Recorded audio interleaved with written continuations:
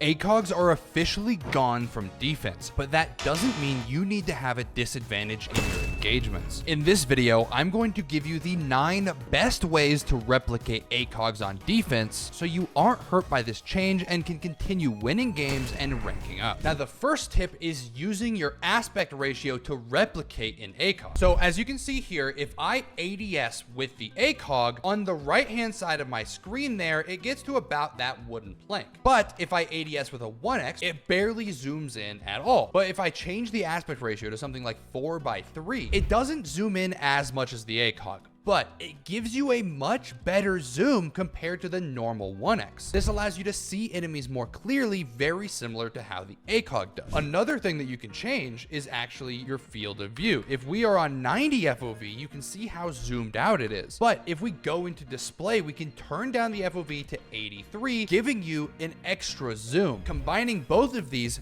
turns the 1x very similar to the Acog in terms of the level of zoom. Now, the next tip is using your positioning to give you an advantage even though you don't have the Acog. Now, this will seem very basic to some of you guys, but trust me, it's going somewhere. This is obviously a bad angle to hold with a 1x. If you have an Acog, this is a good fight to take. So if you take this gunfight, the attacker has a huge advantage. Instead of holding angles like that, you have a few different options. One is obviously just playing close, holding closer angles where if she swings the left side of this wall here, you can actually see her completely fine. So another thing that you can do is hold off angles. If you're holding this angle here, again, this is a bad gunfight for you to take. It's very easy for Nomad to just shoot my head here. Obviously, if Nomad is peeking this angle, she's going to pre-aim this spot. Instead, if you know she's going to push up soon, push up and hold this angle right here. Now, when she peeks, she won't be expecting you here. Now, the other option is to make the gunfight unwinnable for the attacker by pre-firing. Instead of holding any angle, wait right here. Then, when you hear her getting close, you can peek and you can pre-fire. Now, the fourth tip is to play 3 speeds like the new operator Denari. Now, there are a few reasons why 3 speeds give you an advantage when you're not using an Acog. One is because it allows you to reposition faster. Both whenever I peek this angle, I can then sprint over here and it's a lot harder for them to hit me. Or if I peek this angle and then I want to reposition, I can get away from that gunfight a lot more easily. Now, the other reason is because it just makes you harder to hit. If I don't want to take this gunfight because Ace has an Acog and I do not, then being a 3 speed makes it much harder for him to hit me. I can pre-fire all I want, take this gunfight. Just in general, it's a lot harder for him to take any shots against me and actually kill me. Next is spawn peeking. You can actually still get an Acog on defense. You just have to use either a DMR or a slug shotgun. Your options now are either do not spawn peek because you will get killed, or use a DMR. But that means if you're going to spawn peek, you're going to need to play a DMR for the entire round. If you're on console, that could be bad. But on PC, DMRs are actually severely underrated. 2 shots to the body and she's dead. Now, I'm not entirely sure how much recoil slug shotguns have on console, but on PC, you want to be pretty careful using slug shotguns to spawn peek. Now, a quick tip for DMRs. DMRs have 0 recoil, and I mean 0 if you use the muzzle brake. Now, the next tip is to use a 1-to-1 ADS sense. So I usually play on 33, but that is because I use an extremely low sense for my ADS to be more accurate. However, if you use a decently low hipfire sense, I would recommend changing your ADS to 58. This tip is specifically for PC, so if you're on console, you can go ahead and skip it. This is not how it works on console. But on PC, I have the exact same 360 distance with 58. It gets me to right here, and then if I ADS, it gets me to the exact same spot if I go all the way across my mouse pad. This is a 1-to-1 sensitivity. This is amazing for getting better 1x aim. As you get used to your hipfire sense, you also get used to your ADS sense, meaning if you are good at aiming with your hipfire and then you ADS and you panic and goes all over the place, a 1-to-1 sensitivity can help you a ton. So I'm going to put a C4 here to represent a person because I don't have a third person because I have no friends. Crossfires are going to help you a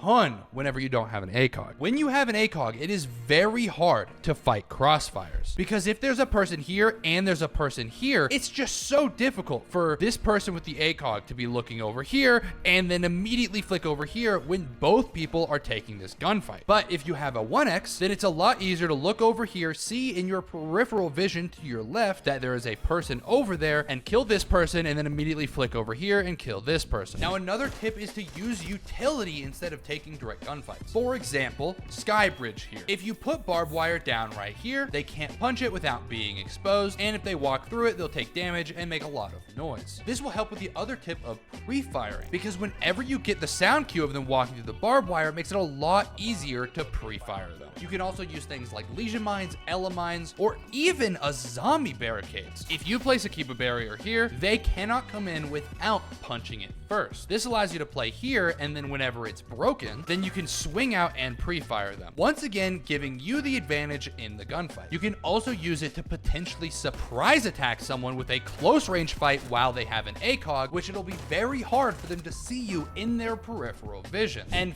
finally, fix your audio. With the same pre-firing and positioning, for you to know where you need to play relative to the enemy, you need to know where they are without seeing them. This is why audio in Siege is so important. As you can see from that clip, you can hear exactly where she is wherever she moves if you have good audio. If you're watching it on phone speakers, you probably can't tell, which is why the first way you can fix your audio is to stop using the fucking speakers. Use headphones, use earbuds, use whatever you can that costs more than 5 cents and goes directly on your ear. The other option is adjusting your dynamic range. Low will help you hear footsteps better because they won't be masked by things like gunshots or explosions. High is the most realistic sound because gunshots and explosions are crazy loud while enemy movements are quiet, as they are in real life. Another option is the tinnitus SFX. I would always recommend muted. It doesn't let you hear them sooner, but it will strain your ears when you hear that ringing sound. Now, I'm going to play 2 clips real quick so that way you can hear the difference. With the ringing, you can hear that the ringing lasts a lot longer than the muted sound effect, meaning it will cover up the sound just a little bit. When it is muted, you can really focus in and listen to exactly what sounds are coming through at what time, instead of them being covered up by the ringing. Now check out this video for all the best settings in Siege by clicking the video on screen now.